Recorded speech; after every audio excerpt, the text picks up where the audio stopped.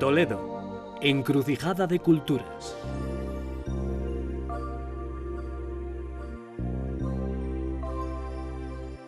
Toledo, encrucijada de culturas, ciudad milenaria. Se encuentra a tan solo 70 kilómetros de Madrid y es una de las ciudades más visitadas de España. Existen yacimientos que indican que pudo estar habitada desde la prehistoria.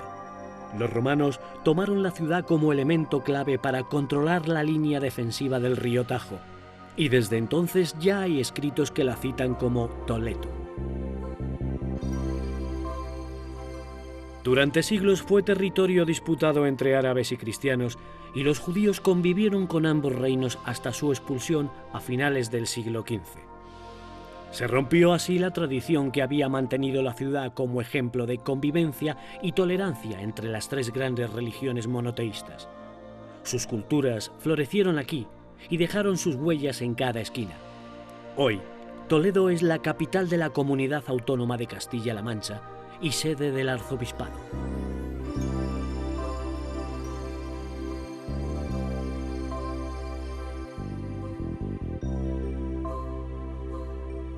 Toledo se levanta sobre un cerro en el que las casas se apiñan hasta su cima.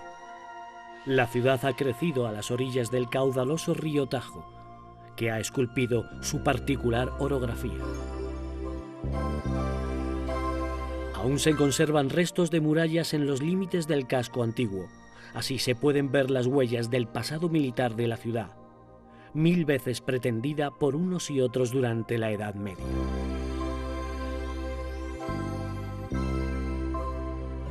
La Puerta de Bisagra es la entrada a la ciudad cuando se llega desde Madrid. Es la más espectacular de las puertas de Toledo.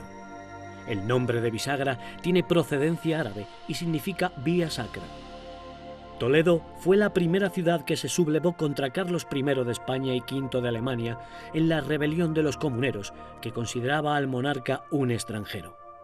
Toledo fue el último lugar en rendirse, y quizás ese fuera el motivo por el que el emperador quiso establecer la capital en la ciudad. Para ello, encargó una serie de mejoras y modernizaciones, ya que su urbanismo se hallaba todavía enclavado en la Edad Media. La Gran Puerta de Bisagra fue el gran emblema de ese proceso. Su construcción fue diseño de Covarrubias, aprovechando el emplazamiento de una antigua puerta árabe. Los símbolos del emperador presiden toda la obra.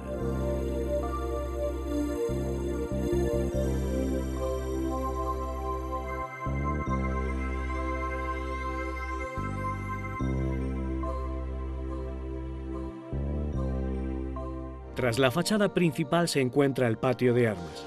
En el primer piso de la puerta, en la cara que da a la ciudad, tenía su residencia el alcaide, encargado de las recaudaciones de impuestos más importantes, al ser esta la puerta con mayor tránsito.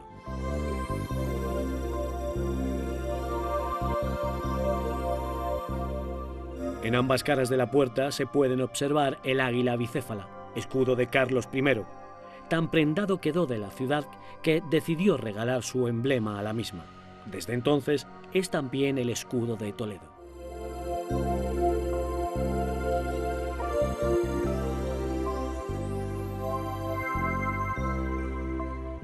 A pocos metros se encuentra la Puerta Antigua de Bisagra o de Alfonso VI, que se construyó para celebrar el paso de la ciudad a manos cristianas en el siglo XI.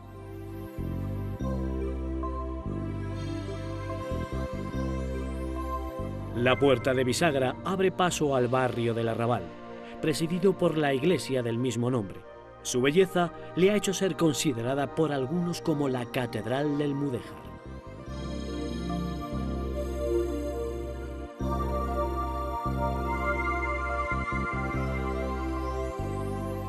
Su torre exenta recuerda a un minarete árabe desde el que se llamaba a la oración del Islam, y quizá lo fuera antes de ser convertida al cristianismo.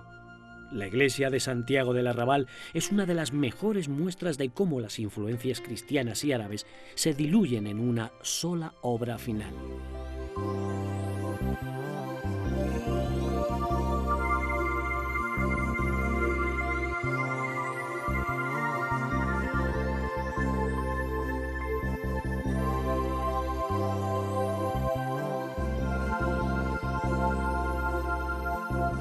Los arrabales son barrios típicamente musulmanes que nacieron en el exterior de las murallas de las ciudades.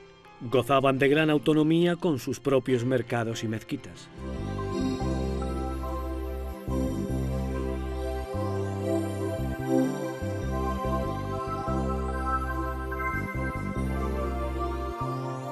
Ejemplo de ello es la mezquita del Cristo de la Luz, que se levantó para dar servicio religioso a los fieles que vivían en el arrabal.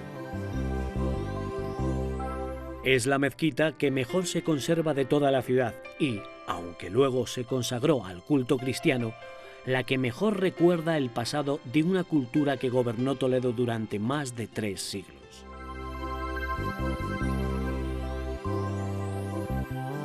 La construcción sigue el estilo califal, pero sus capiteles son de origen visigótico. Esto indica que posiblemente hubo un anterior templo dedicado al culto cristiano y sus capiteles fueron reutilizados para el Islam. Una vez más, las culturas vuelven a encontrarse y a entremezclarse en Toledo.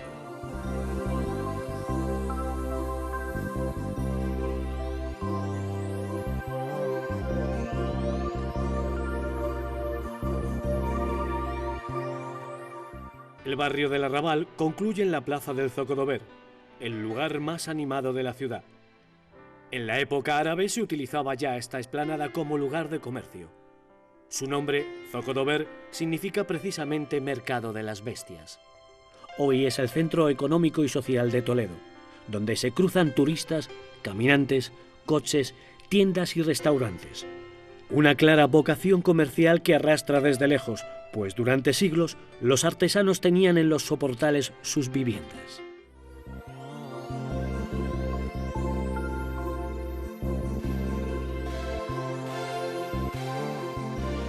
Desde siempre, la plaza ha sido el escenario de la vida de la ciudad. Aquí se hacían los autos de fe de la Inquisición española. Se ejecutaba a los reos o se celebraban corridas de toros y juegos de cañas. Gran parte de la historia de Toledo ha transcurrido en Zocodover. Los balcones que sobresalen de cada ventana de los edificios se construyeron para tener una vista privilegiada sobre todos estos acontecimientos.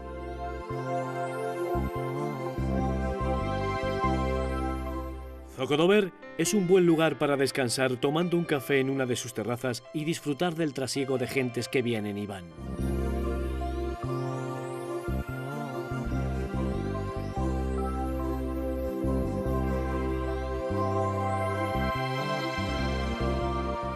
Preside la plaza el edificio de Gobernación Civil. Bajo el reloj se encuentra el Arco de la Sangre. La leyenda le da 2 orígenes a este nombre. Una cuenta que el arco era el lugar elegido por la Cofradía del Cristo de la Sangre para dar misa a la población cuando la ciudad se encontraba sitiada.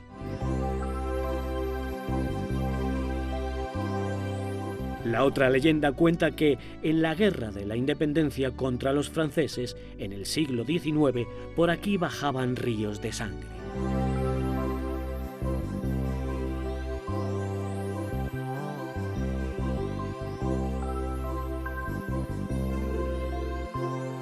Toledo se levanta sobre 7 colinas, lo que le confiere esa geografía de calles en continua pendiente.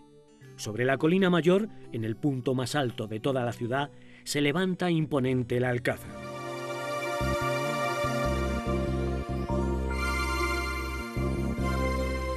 A tan solo unos pasos de la plaza del Zocodover, este fue el lugar que eligieron romanos árabes y cristianos, para erigir sus fortalezas defensivas.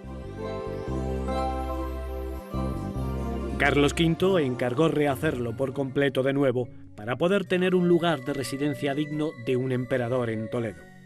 Covarrubias fue de nuevo el arquitecto elegido, que dotó al conjunto de un claro estilo renacentista, en el que 4 grandes torres destacan sobre sobrias fachadas. Sigue la idea imperial que conjuga el aspecto y funciones militares con una ordenación y decoración a la romana. Antes de ser terminado por completo, Felipe II trasladó la capital de la corona a Madrid, por lo que el Alcázar nunca pudo cumplir la función de residencia de reyes para la que fue prevista. Escenario de batallas desde la Guerra de Sucesión a la Guerra Civil, ha sido numerosas veces restaurado.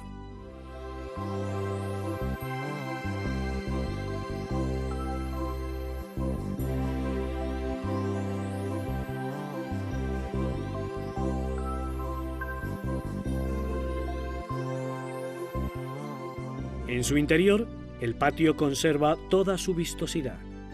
Lo forman 2 galerías de arcos de medio punto. Sobre los arcos, el escudo de la ciudad, el mismo del propio emperador, se repite constantemente como ornamento.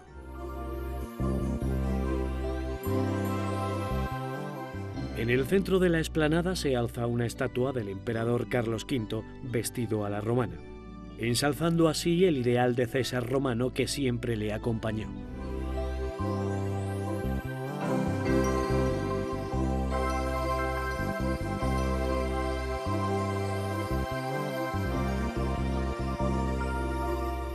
El Alcázar ha sido pasto de las llamas en varias ocasiones. En el año 1710 sufrió el primer incendio. Un siglo más tarde, las tropas francesas volvieron a incendiarlo y tras su reconstrucción se incendió por tercera vez.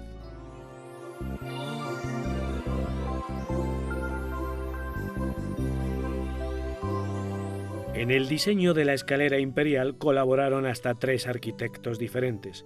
Covarrubias, autor de la Puerta de Bisagra y responsable del diseño de la fachada del Alcázar; Villalpando, que diseñó el patio central; y Juan de Herrera, arquitecto del Escorial. Entre todos dotaron a esta escalera renacentista de su gran majestuosidad. Se convirtió así en la primera escalera propiamente imperial de la arquitectura española.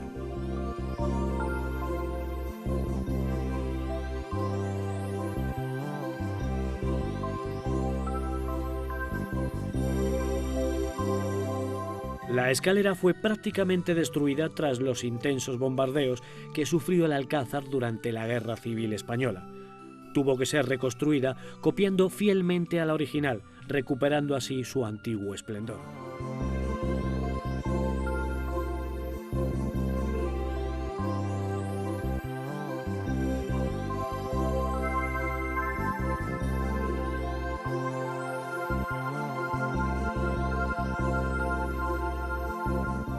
En el primer piso se encuentra el Museo Militar, en el que se pueden observar las muestras de su pasado bélico, maquinaria de guerra, maquetas de barcos, trajes de soldados.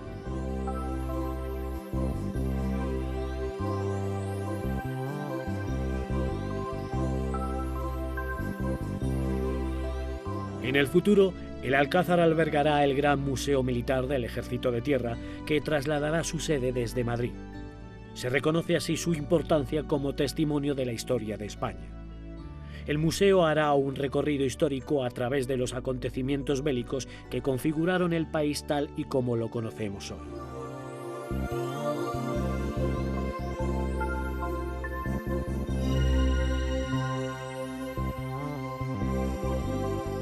Aún se conserva una sala tal y como quedó tras la Guerra Civil, el despacho del general Moscardó. El general Franco quiso conservarlo en memoria de uno de los hechos más recordados por los franquistas.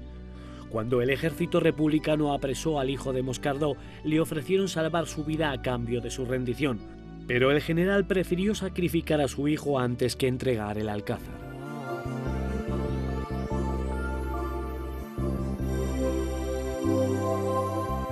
En una pequeña urna se guarda el teléfono original desde el que recibió la llamada, testimonio de una España enfrentada en una guerra que costó miles de vidas.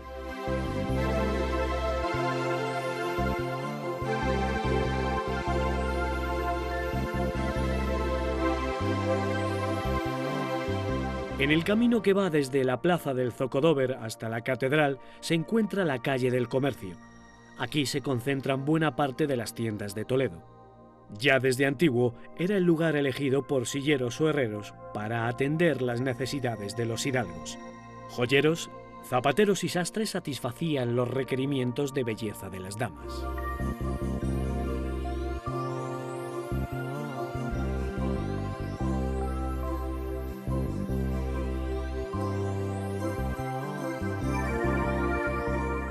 Hoy tienen un lugar privilegiado los establecimientos de artesanía, aunque todo el casco antiguo está salpicado de ellos. Se venden desde cerámicas hasta armaduras, pero son sin duda los trabajos de damasquinado y las espadas las grandes estrellas.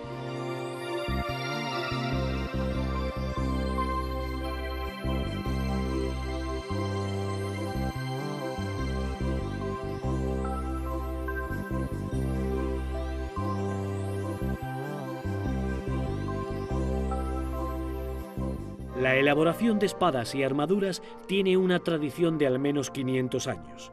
Hoy es posible, como en los tiempos de Carlos V, comprar cascos, yelmos, armaduras y, en fin, todo lo necesario para ser considerado un caballero del siglo XVI.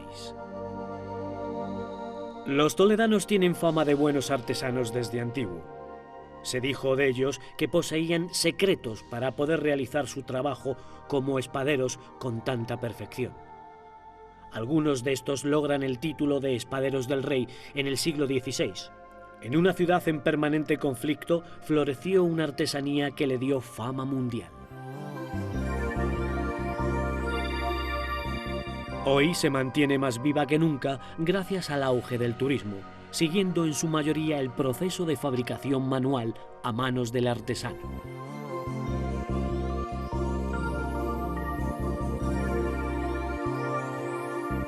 Su perfección en el acabado de las espadas se puede ver en estas empuñaduras. Cada detalle es esculpido con el mayor cuidado.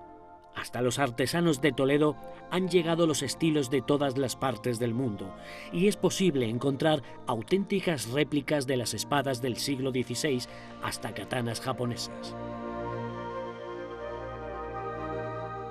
También, como no, las leyendas han calado hondo en la imaginación de los artistas que han dado forma a la mítica Excalibur del rey Arturo, la tizona del Cid e incluso las armas de los héroes de ficción.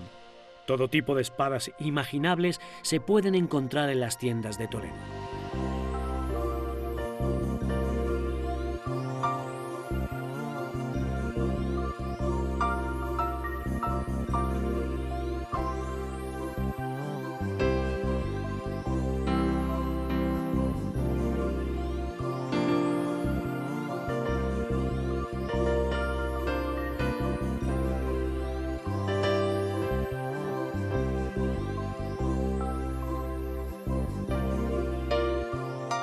La otra gran muestra de artesanía de la ciudad es el damasquinado.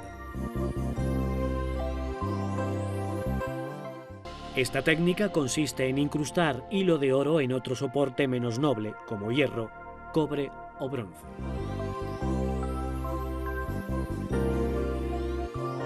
El artesano en esta ocasión está haciendo una serie de pendientes con la estrella de David como motivo. El primer proceso que se realiza es el de picado, en el que se trata de hacer los surcos o hendiduras para que el metal fino, oro o plata, se quede incrustado en el acero. Después viene el trazado de la pieza, en el cual se hace el esqueleto, por el cual tienen que ir las láminas y el hilo de oro. Ahora, Luis, el artesano, está procediendo a la incrustación del hilo o lámina de oro. Utiliza para ello una pequeña varilla de hierro que sirve para fijar el oro a los surcos. A este punzón se le conoce como mate.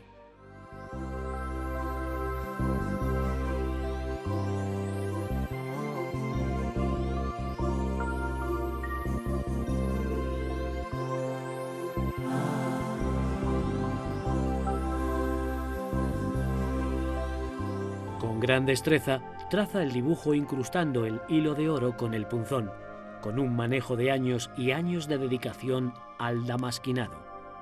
De generación a generación se ha transmitido este arte, en el que las familias de artesanos vienen desde antiguo.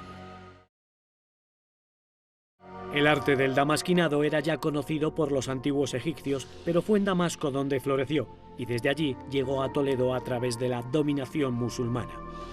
Cuando las formas están dibujadas sobre el soporte, el artesano utiliza entonces un pequeño martillo para fijar el hilo de oro.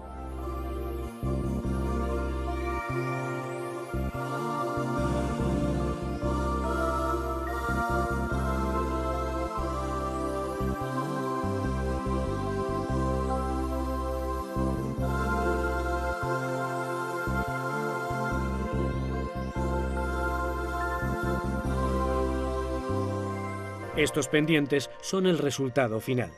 Pero para llegar a él, primero hay que pasar la pieza por un baño de 800 grados centígrados en una mezcla especial, para que el acero tome un color negro y el oro resalte. Después, un último proceso dará brillo al oro, combinando los tonos mates con los brillos.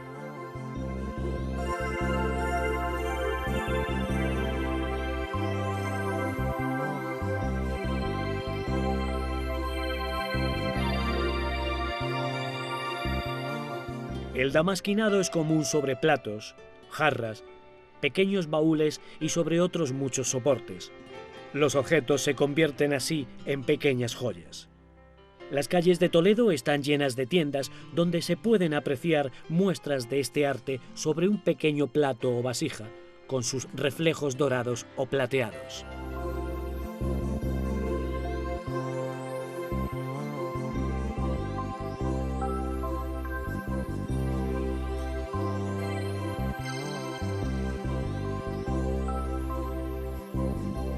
Este comercio, la Casa Martín, en la que cualquiera puede ver trabajar a Luis, su artesano, lleva abierta desde 1930.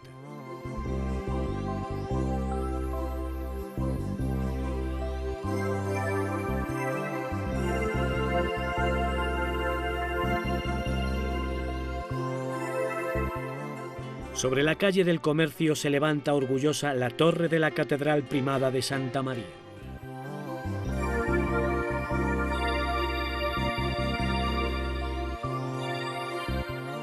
Esta joya del gótico ocupa el segundo lugar más alto de la ciudad después del Alcázar. Ambos son la primera imagen que el visitante recibe desde la lejanía. Nació como templo visigodo para ser absorbida por la mezquita mayor cuando la ciudad pasó a manos musulmanas. Cuando Alfonso VI conquistó la ciudad para Castilla en el siglo XI, firmó un tratado con los islámicos en el que prometía conservar su uso como mezquita. Solo un año después el trato fue roto y se comenzó con el culto cristiano. Cuando los mahometanos escucharon sonar la campana en su minarete, provocaron revueltas por toda la ciudad.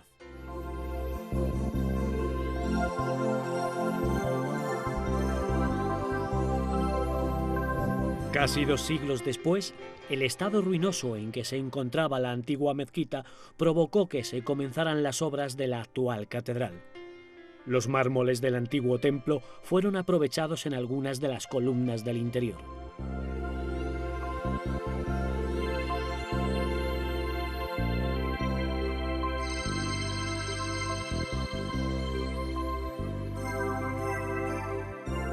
La iglesia tiene planta de cruz latina con 5 naves laterales y su fachada es una maravilla con puertas como la de los leones.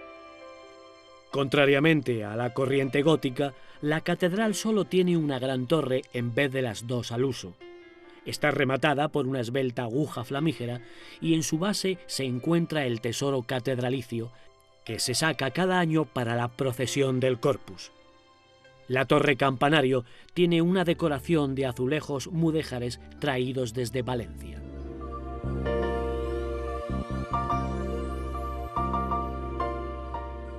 Desde la expulsión de árabes y judíos, Toledo vivió bajo el fuerte influjo del arzobispado, que aún hoy se mantiene en la ciudad.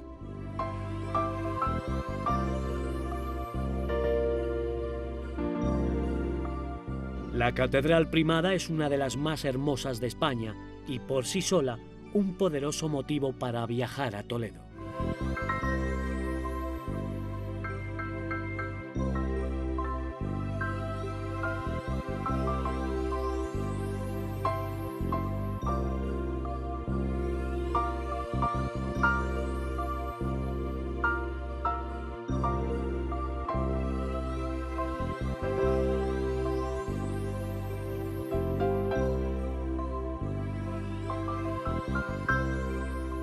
Desde la catedral se llega a la calle de Santo Tomé, que marca el inicio del barrio de la Judería. Es un enratijado de calles estrechas con marcadas cuestas, un hermoso lugar donde perderse y dejar volver la imaginación hasta siglos pasados. Los judíos convivieron durante siglos con árabes y cristianos sin ser nunca el pueblo dominador. Vivieron épocas tranquilas y prósperas y otras en las que fueron perseguidos. Se dice que fueron ellos quienes entregaron la ciudad a los árabes porque vivían mejor con su cultura, más permisiva con otras religiones que bajo el cristianismo. Esto nunca fue olvidado por los católicos después de la Reconquista, quedando un rencor que no se calmó hasta que los reyes católicos ordenaron su expulsión en 1492. Los judíos eran envidiados por su riqueza, por ser los poseedores de la llave de la salud, pues la fama de sus médicos era conocida en toda Europa, y por la belleza de sus mujeres que, entre otros, hicieron perder la cabeza a Alfonso VIII.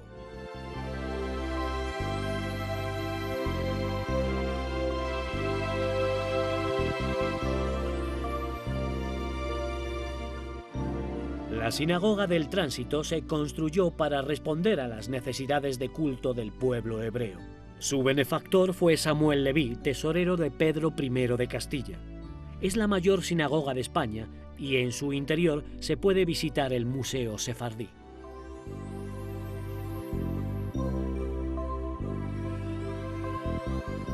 El nombre de Sinagoga del Tránsito le fue dado a posteriori ya en su uso cristiano. Proviene de un cuadro del maestro Correa que albergaba en su interior y que representaba el tránsito de la Virgen. Su verdadero nombre era el de Samuel ha-Leví, en honor de su impulsor.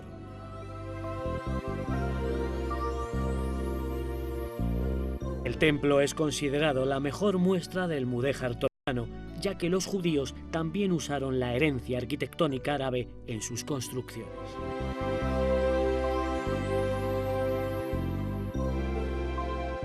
La iglesia de Santo Tomé se encuentra al final de la calle del mismo nombre y alberga la obra cumbre del Greco, el entierro del conde Orgaz.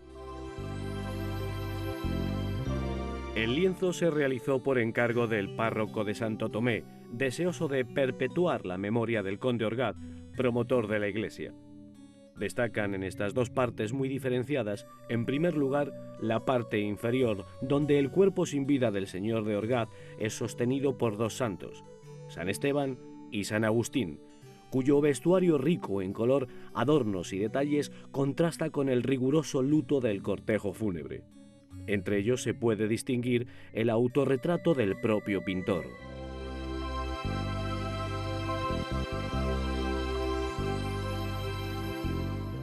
Por otro lado, en la parte superior, el autor da rienda suelta a su imaginación y nos deleita con una escena celestial.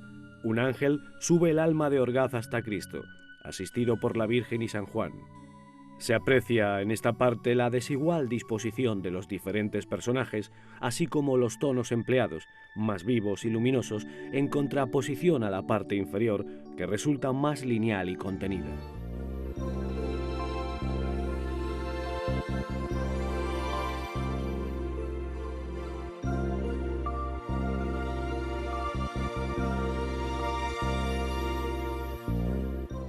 Detrás de la iglesia de Santo Tomé se encuentra la casa museo de El Greco.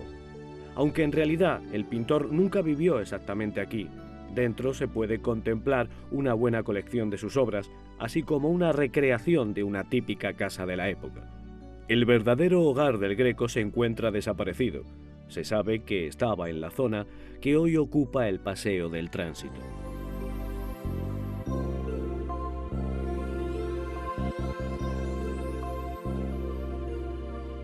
La iniciativa de la Casa Museo fue de un marqués toledano que, a principios del siglo XX, decidió reunir en unas viviendas contemporáneas al Greco algunas de las obras maestras del pintor, que andaban dispersas por Toledo en condiciones lamentables.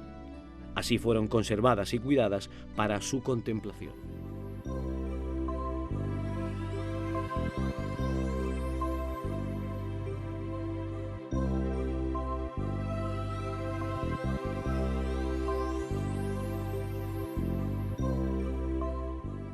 Dejamos la casa del Greco para visitar el barrio de los conventos. La zona estaba poblada por la aristocracia islámica y cuando huyeron tras la conquista cristiana, sus casas fueron ocupadas por nobles castellanos y órdenes religiosas. Cuando la capital se trasladó a Madrid, la nobleza vendió sus propiedades a los conventos. Muchos de ellos aún siguen en activo.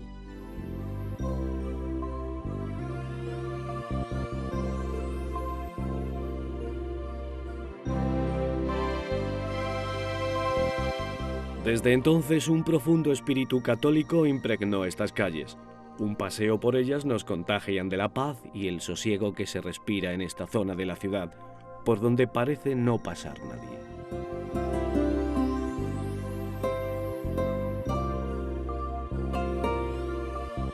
Junto al convento de San Pedro Mártir se encuentra la iglesia de San Román. Inicialmente fue una construcción visigótica ideada como iglesia, pero tras la dominación musulmana fue usada como mezquita. Después se retomó a su uso como iglesia. Por ello conviven elementos árabes y cristianos en su interior. Tiene planta basilical de 3 naves delimitadas por unos grandes arcos califales que se levantan sobre columnas visigóticas.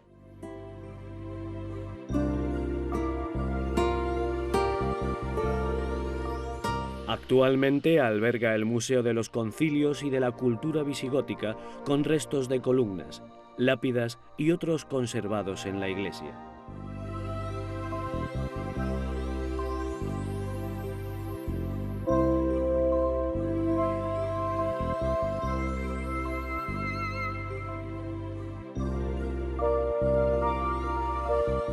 Todas sus paredes están cubiertas de frescos románicos que aparecieron a finales de los años 60 del pasado siglo en los trabajos de restauración de la iglesia.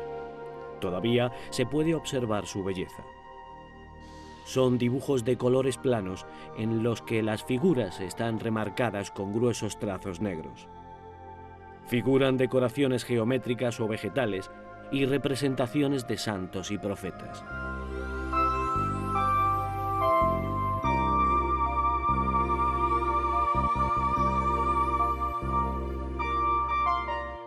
Estas pinturas también tenían un componente dogmático para los fieles, como se puede ver en este gran fresco dedicado al juicio final.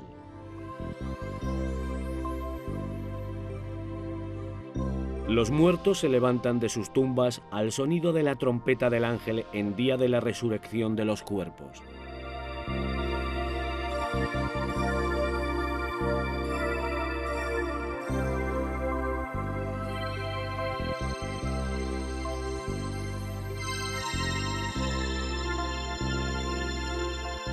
La zona de los conventos transcurre entre hermosas muestras de arquitectura religiosa, como la iglesia de Santa Leocadia. Su torre campanario a la manera de minarete y su fachada son apenas los únicos restos que se conservan con su estilo mudéjar original. La iglesia de Santa Leocadia está literalmente pegada al convento de Santo Domingo el Antiguo. Este monasterio es el más antiguo de la ciudad y el único convento de clausura parcialmente abierto al público. Las monjas de la orden cisterciense son las encargadas de atender el pequeño museo habilitado para los visitantes. El Greco recibió del convento su primer encargo en Toledo. Del retablo original se conservan los laterales, 2 lienzos que representan a San Juan Bautista y a San Juan Evangelista.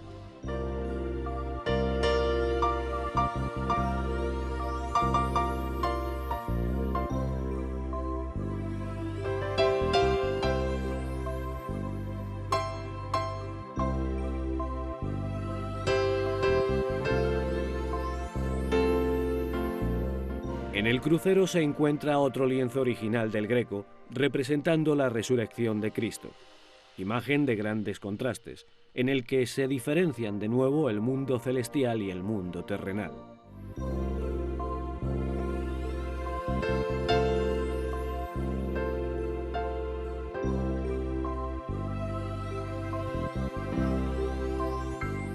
Junto a la verja de entrada al museo hay en el suelo una pequeña abertura cubierta con un cristal desde la que se puede ver el féretro del Greco. La austeridad con la que vivió en vida se refleja también en el sobrio ataúd. El pintor quiso que fuera precisamente aquí donde recibió su primer encargo, donde descansaran sus restos.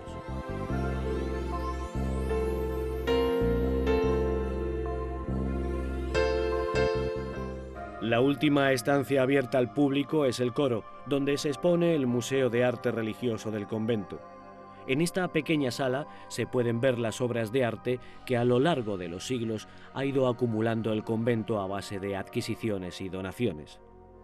Por ser el convento más antiguo de Toledo, son muchos los objetos que hay aquí reunidos.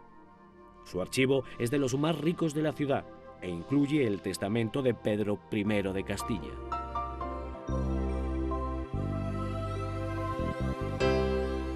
Entre las obras de arte se pueden destacar una talla gótica de la Virgen con el Niño del siglo XIII y una de Santa Ana del siglo XVI. En el antecoro se preparaba el trono a los reyes como Felipe II cuando visitaban el monasterio.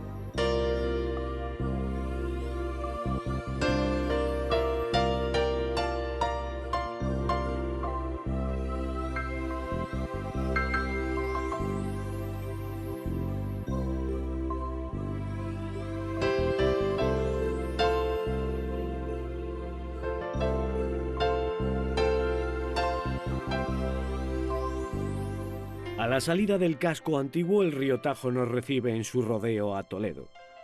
En la cara oeste nos encontramos con el puente de San Martín. Construido en el siglo XIV, representa una obra impresionante para su época. Está constituido por 5 arcos. El central mide 40 metros de ancho y fortificado en ambos extremos por sendos torreones. Fue erigido para sustituir a otro puente que se encontraba más abajo y que se vio arrasado por una riada. Después de su construcción tuvo que ser parcialmente destruido para impedir la entrada a la ciudad a las tropas de Enrique II de Trastámara.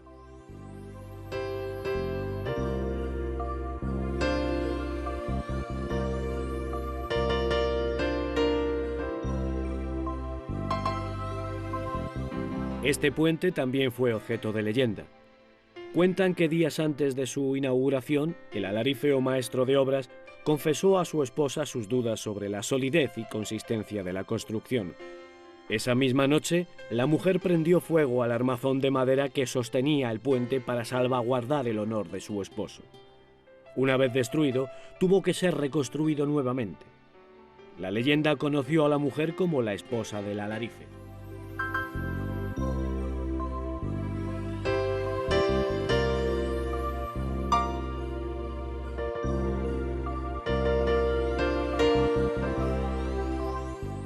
A tan solo unos pasos del puente de San Martín se encuentra el Baño de la Cava.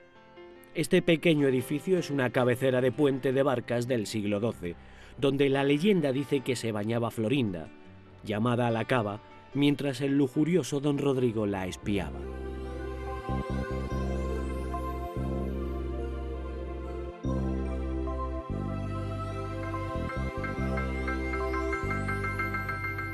Al este, el Tajo es salvado por el puente de Alcántara, inicialmente levantado por los romanos y que fue reconstruido por los musulmanes.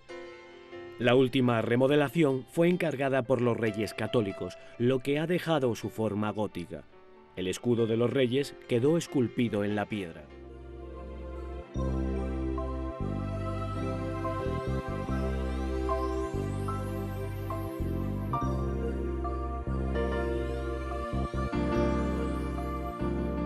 En el siglo XX perdió su importancia como paso principal para entrar a la ciudad en favor del Puente Nuevo.